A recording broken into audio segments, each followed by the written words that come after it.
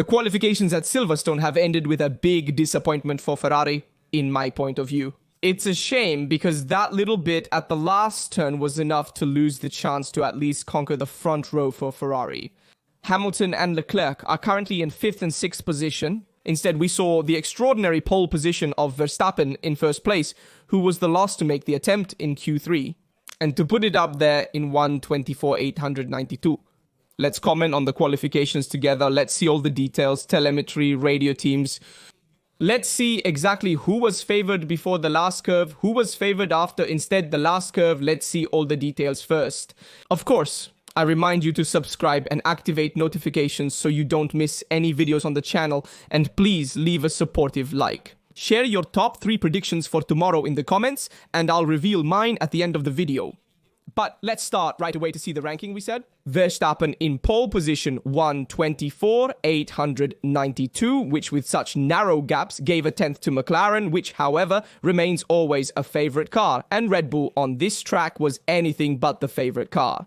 We saw it in FP1, we also analyzed it yesterday. Red Bull was on another planet. Red Bull was much more in trouble compared to the other teams. Instead, during the free practice, Verstappen was able to improve the car, reduce the chronic understeer, and make a final attempt. Incredible. In fact, if we look at the best sectors, we see that Verstappen did 27.433.9, which are the absolute best sectors. Done by Max, and absolutely done by anyone on the track in this qualifying session. And he did it on the last attempt. He sacrificed something. In fact, in the third sector, we will also see Max's onboard view of how he tackled it. The last turns, however, make sense because it was the most treacherous sector. He was very smart. He pushed hard in the other 2 sectors, in the first and second, slightly sacrificing the third. He finished with a 0.1 seconds advantage despite having over 0.2 seconds lead at the end of the second sector, showing great foresight. And Max also read the wind. He read it in the post-qualifying statements. He said, "I knew the direction of the wind, so I pushed in the sectors where the wind was favorable, not in the last one." Second, Piastri third, Norris fourth, Russell fifth, Hamilton and Leclerc sixth. Let's talk about the Ferraris right away. So the Ferraris guys disappointed in these qualifying sessions because they could easily fight for the pole position. In fact, I'll show an interesting analysis by Federico Albano, which gives us the graphic before and after the last turn. This is the graph of the last turn. Before the last turn, the order was Verstappen, Leclerc, Norris. You see them here on the right. Verstappen, Leclerc, Norris, Hamilton, Piastri, Russell. However, after the last turn, the gap is Verstappen, Piastri, Norris, Russell, Hamilton, Leclerc. Look at how much the drivers have lost in the graphic. It's clear that the 2 Ferraris have really lost a lot compared to their opponents. In fact, Russell managed not to sacrifice the last sector.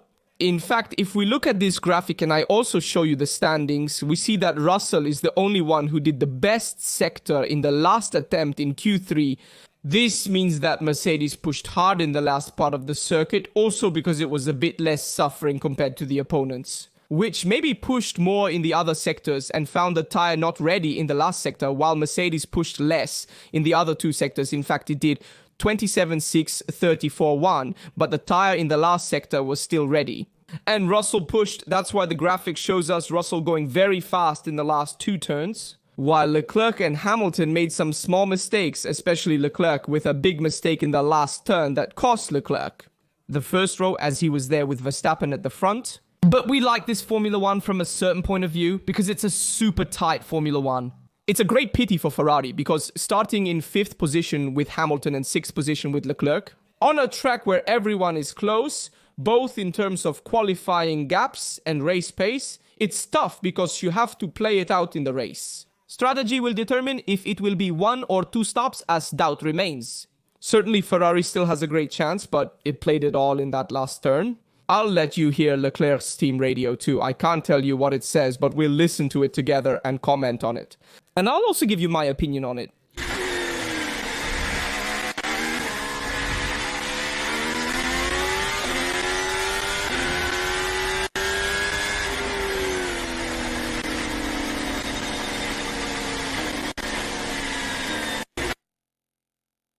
So wait a moment.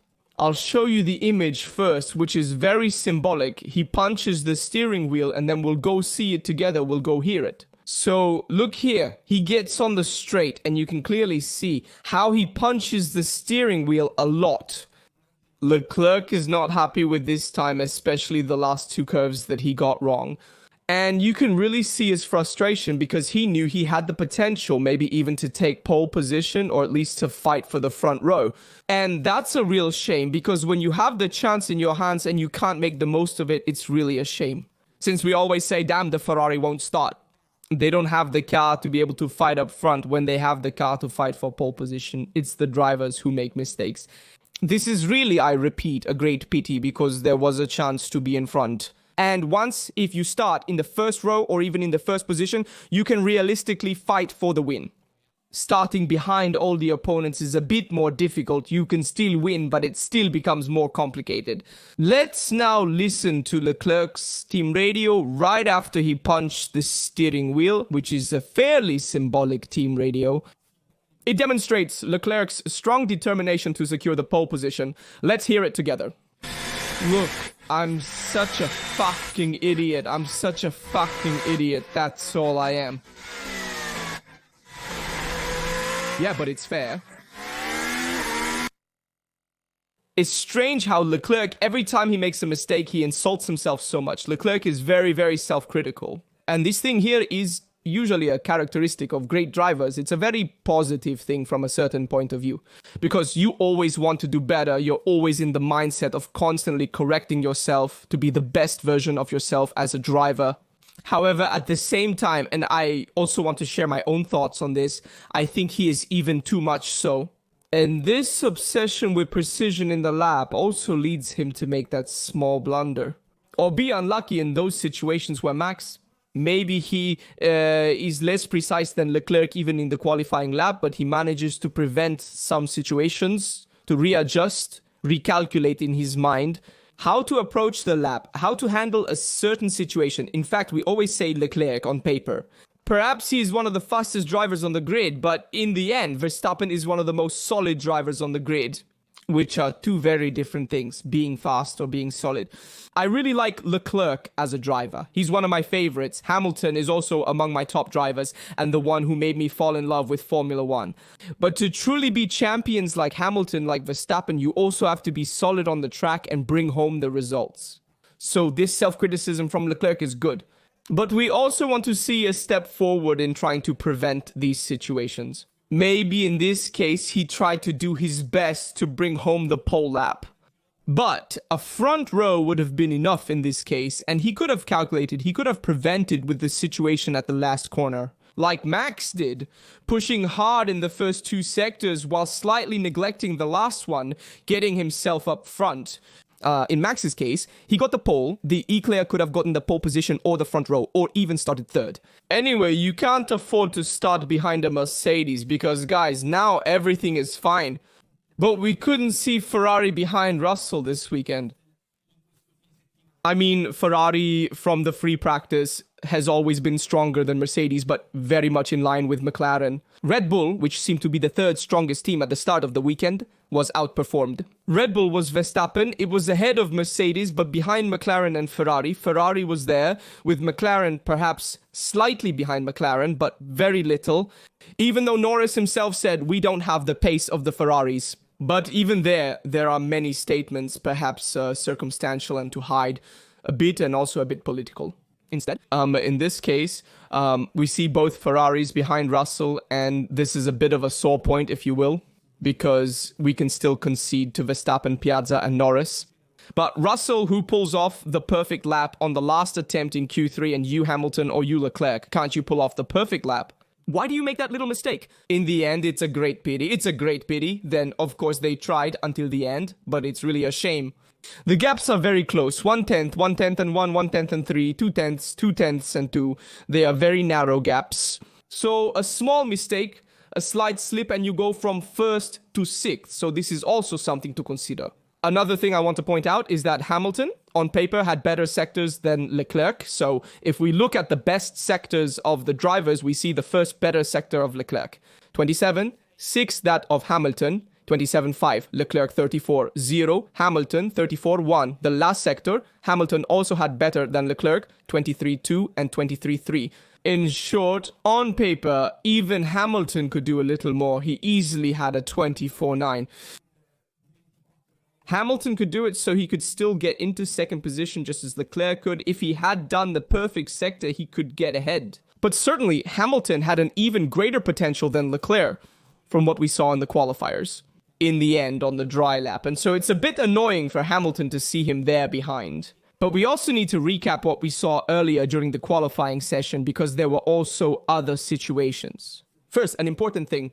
Let's see Leclerc's onboard error that I haven't shown yet. Let's go see it together where Leclerc actually made a mistake, and we see it from this onboard here. He arrives at the penultimate turn, manages to do it very well, but we get here, he also handles the first part of this turn well. Here he manages to get quite tight, but on exit, he completely loses the rear. In my opinion, the basic error comes from the previous turn, in the sense that he handles the turns well in progress, because in progress he is precise. The problem is that having a tire that is slightly warmer and the track is a bit more slippery, so there is less grip on the track. Because the temperatures are lower, you have to sacrifice a bit more here. Leclerc was too far to the right at this moment, and so he tried to get more support from the tire. More grip from the asphalt, but the rear end wasn't there at that moment. It didn't have enough grip, and so he lost it in this case. Now, after, we will also go to see Max. But here he had to stay a bit more to the left and face it better, sacrifice a bit the entrance to have a better exit here. A bit optimistic, Leclerc. So he made this mistake. Let's go see it together. Here he really lost a lot. Because then it's not so much the mistake itself, it's just that it's a traction point that throws you straight onto the straight. Losing speed on the exit before a straight is critical, as it affects your speed through the entire following straight section. Moreover, those who drive with simulators know very well that at Silverstone there are many turns where there is a lot of support, a lot of grip. The only point where grip is lacking on the Silverstone track is precisely this point, here, and it is the most critical point where most of the mistakes can be made. Having said that, we then see Leclerc getting angry right after crossing the finish line, as we also saw earlier. Let's briefly look at Verstappen and then do a recap of the qualifications and also review the race steps to make a prediction for tomorrow's race. So first, Verstappen. I want to show you the last turn, which is very important because Verstappen makes a perfect turn, then comes the last turn. Let's look at it together. So just a moment here, he's already on the return lap. Let's move on here.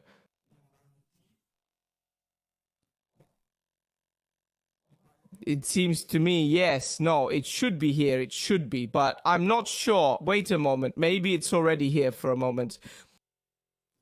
Let me take a good look at the lap to identify the right point, and then we'll see it together. Yes, it should be here. Here it is. Here, this is the point. Now we're going to look at it together. We're going to analyze it. So here's Verstappen's point. The penultimate curve is coming up. You can see he takes more rope on the inside compared to the Leclerc, which takes less. So we'll briefly review it together again later. And in this case, look at how much further to the left Max is compared to where the Leclerc was. He sacrificed the entrance much more. Then he was still light on the gas. He didn't go too heavy on the gas. He lost it slightly, but he covered more distance. Verstappen also went a bit wider in this case, taking advantage of the outer curb, but without hitting the grooved part, which is what he did with the Pinto, which he then lost, which then led him to hit the wall in Q1. This is very important. He used all of the curb without going on the ridge part, so he had less steering angle, in this case going wider. And this for Verstappen was very, very important, even though Verstappen didn't do so well. The last sector, he did a slower last sector compared to the opponents, but it's okay to sacrifice the last sector because it's the trickiest one. The better opponents, like Russell, did 23.2. In the last sector, he did 23.3. He didn't even sacrifice it that much. Norris and Piastri both did 23.2, but he was the only one who did 23.3 in the last sector. He didn't improve, but it's okay, because indeed he wanted to push a little less to try not to lose control of the single-seater and therefore finish the lap in pole position. He already had a good lead, so it's okay. I'll quickly show Leclerc again how he entered and how wide he was, just to put it in context, and then we'll also look at the rest. So here, look at the Leclerc. Right here, you can clearly see how it enters a bit wider. It enters too wide. Here in progress, he does well, because here you go to gain In theory, you must sacrifice this point and take more of the curb, going more on the deterrent. And then here it was too narrow towards the inside. Among other things, the car responds a bit nervously in this stretch. You see that there are a bit of stresses. And then here the loss. It was his mistake, obviously, of driving. Surely the car in this stretch was a bit more nervous. We saw the Ferrari today, not like yesterday, precise. When there's a bit more grip, but it's not too hot, the Ferrari has perfect conditions. When it gets too hot, it tends to degrade a bit too much and overheat the rear too much. When it's a bit too cold, it can't put enough energy into the tires, and so it slips. So the Ferrari is a bit in limbo. Mercedes prefers slightly colder temperatures. McLaren prefers warmer temperatures. So each team has its own preferences. In this case, the Ferrari was more tuned to yesterday's asphalt temperatures compared to today's. Having said that, we need to comment on a few things on the fly. So, first of all, let me show you the McLaren update at the end. We continue to update at McLaren. These are the changes we didn't see yesterday. Let me show you on the fly. Below Austria and above England, changes to the bottom to improve the side vortices of the single-seater. Then let's look at Berman's penalty, who was penalized 10 positions on the grid and 4 points on his license. For what happened in FP3 for the accident that happened at the entrance of the pit lane. And let's also look at that accident together so we can comment on it. And Max also commented on it, by the way.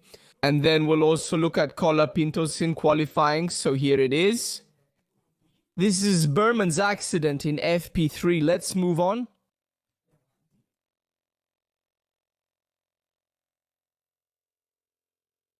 Here he loses control. One moment. Sorry, here. Enters, brakes, loses control of the single-seater and hits the wall. It's a very rookie mistake. We can say a novice mistake. If we want a mistake that should not be made neither in the minor categories nor in Formula 1, and it fits. Berman is a rookie, but it's better not to make these mistakes. So much so that then even Max commented on it. Let's also listen to Max, who made me laugh a lot.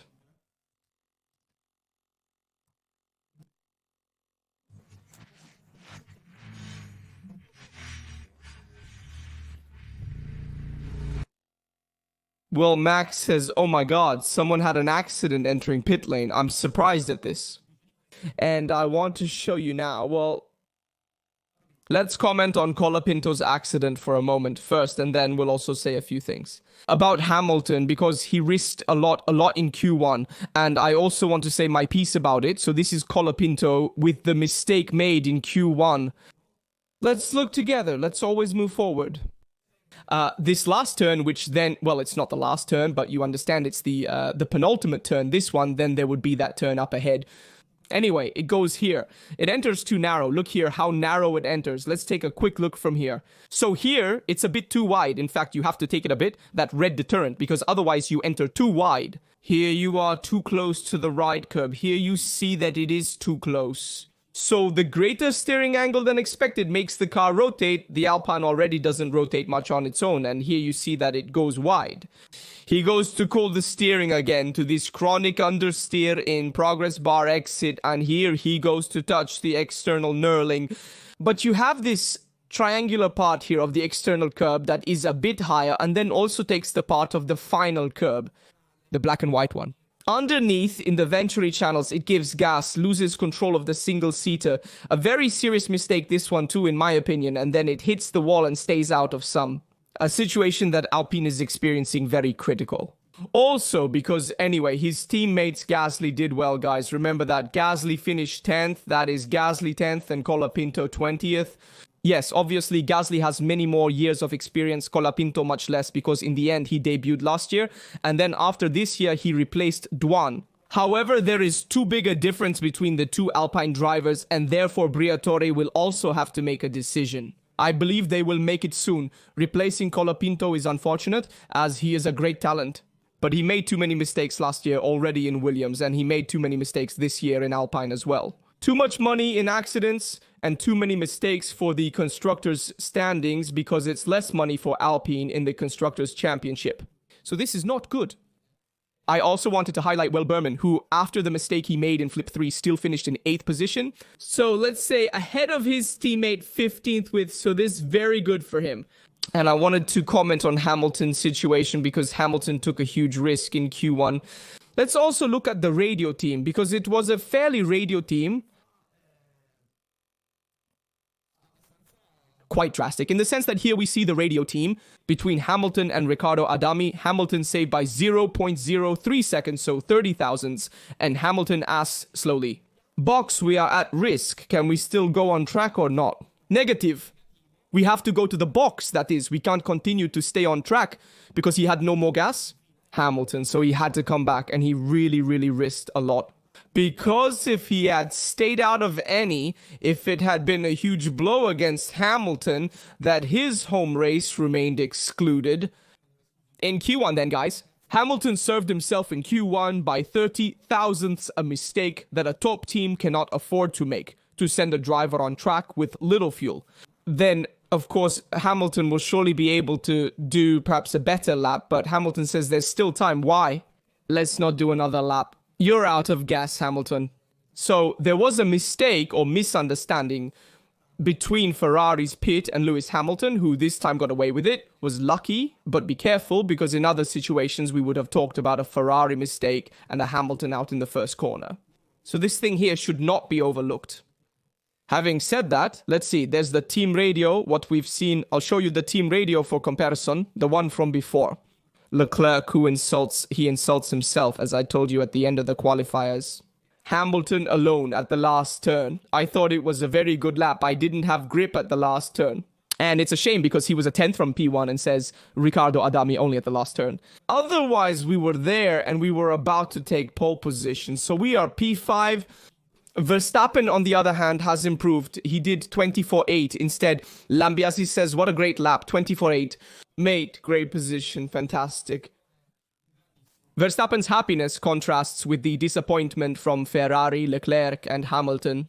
For the qualifications then, we are essentially commenting on a 5th and 6th position. A 5th and 6th position that, how do they translate for tomorrow's race? Well, the expectations are still high, in my opinion, in the sense that Ferrari's race pace, now let's take a brief look, is good. Demonstrated in FP2, in FP3, it's a bit changed. Tomorrow there will be the same conditions as today, so a slightly cooler track, but we expect a strong Ferrari up front that needs to attack. At least Russell is overtaken. I mean, Russell needs to be overtaken.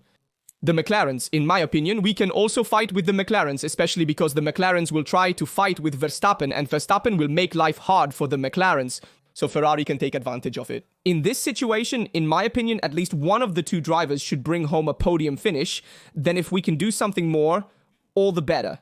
However, starting 5th and 6th, the weekend was a bit wasted. Let's put it nicely, however, unfortunately at Silverstone, with such small gaps, we needed to do something more. We need to recover after not achieving more in qualifying. Catching up in the race is certainly not difficult because the pace is there, but it's more difficult with the gaps being so narrow, let's say. So this is a bit of the current situation. We will also see on tire management and on the undercut. We will see if someone will do the undercut or the overcut to Silverstone, and so we will see a bit if we can do something different. Let's see for a moment. So I think I've commented on everything a bit. I'll also show you the results then of the FP3. I'm just reviewing if there's everything I wanted to tell you. I think so, though. Such a great pity for the Leclerc. There was so much disappointment for what he did. Here, this is a very interesting graphic. Let's see, this is the ideal uptime graphic. How would it have gone if they all had done the perfect lap? Ferrari was in the front row with Hamilton, who had more margin than Leclerc. Leclerc was in the second row. And Ferrari had theoretically put the McLarens and, of course, the Mercedes behind. So Mercedes, which managed with Russell to bring out the maximum potential, so this was also discussed a bit on the market topic. I'll make a small digression. Russell has proven to be a great driver because he brought out the maximum potential, as he always does, in qualifying. Russell's real concern is more about race pace than qualifying. His qualifying speed is unquestioned, as he has always demonstrated it and is a champion in lower categories. He has won them, so he is a phenomenon. For goodness sake, the point is to improve the race pace a little more. And on the other hand, he is vying for a spot in Mercedes. With a certain Max Verstappen, who is perfect in race qualifying, he is a world champion, so the competition obviously does not hold up. It is much more in favor of Verstappen. In this case, one would have to choose between Verstappen and Russell as a possible future Mercedes driver. Surely Verstappen is happy to continue with Red Bull if Red Bull allows him to fight for victories and also for the title. However, it's more probable that Mercedes will surpass Red Bull in the upcoming years.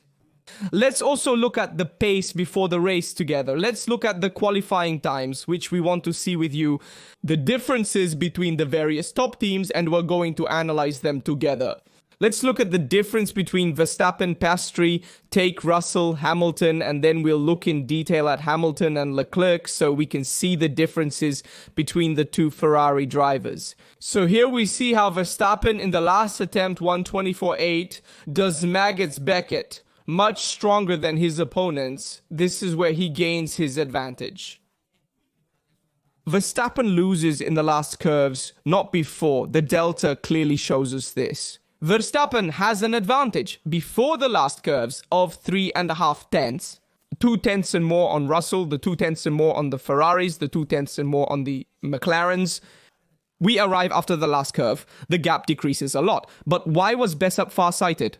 He said, I'm not going to risk gaining something at the last curve when there's headwind. I don't have any more rubber and risk making a mistake. I'm going to gain when the track allows me to. That is, we review here, in this stretch of the track, we see Migos Beckett's.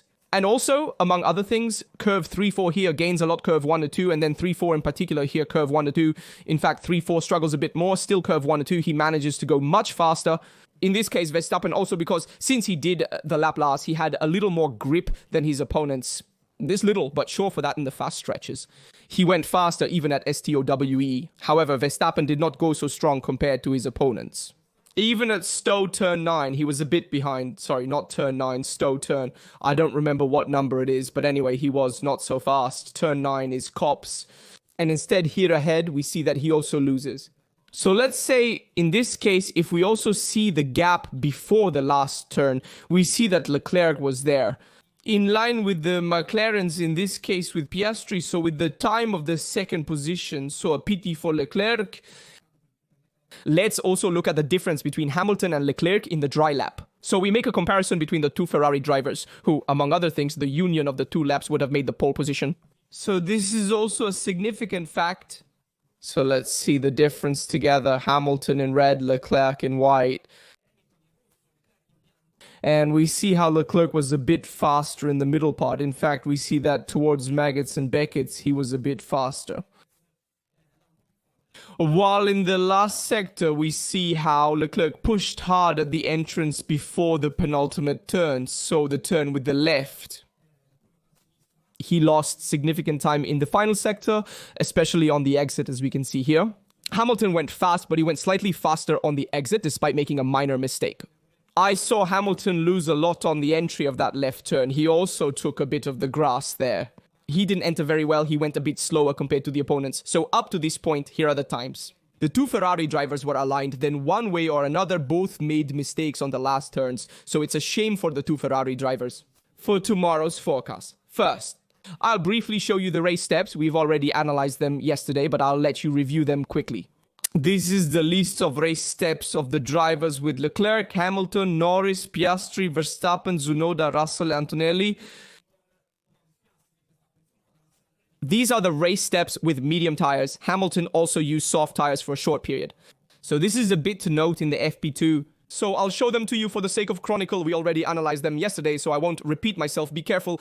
Verstappen's race pace was very strong, averaging 32.0, but Verstappen ran a little less. He did fewer laps compared to others. For example, Leclerc, Ras, Antonelli did more laps in the race pace simulation stint. Having said that, I'll also make my predictions. So for tomorrow's race, I tell you, it's very difficult. It's very difficult to make a prediction. But I want to go out on a limb and say that, in my opinion, Verstappen takes it home. If ever, Verstappen wins it. Then I saw Norris on the ball a bit more than Piastri. So in my opinion, Norris can come in second and I put you third. Hamilton. Here's my prediction. Verstappen, Norris, Hamilton. Let me know yours in the comments. Remember to like, subscribe, and turn on notifications so you don't miss any video on the channel. Check out other related videos from Rasaduto. See you next time.